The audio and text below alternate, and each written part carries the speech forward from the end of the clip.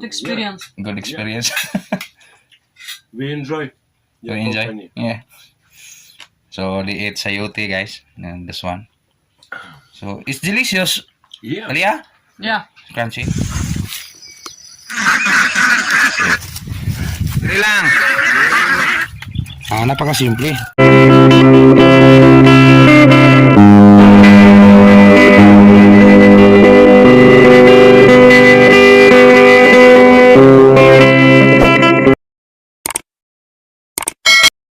Sakto morning, mga kasakto.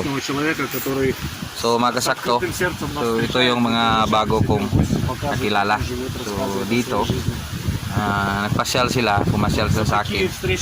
Gusto nilang malaman yung aking buhay, totoong buhay. So reality, ito yung aming ginagawa. So dito sila dumating, bigyan ko ng kope, uminom din. Nakita ko lang sila sa daan at nag-story kami. Tapos masok sila rito, tapos tinutulutan ko din. Isa din pala sa masugib kong subscriber. So nagpasalamat din ako sa kanila. I'm very thankful for having us here, and then you having us here also. So a few moments later. Salamat, you cook breakfast.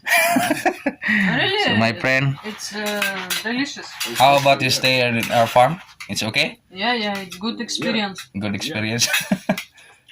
We enjoy. You enjoy? Yeah. So they ate sayote, guys, and this one. So it's delicious.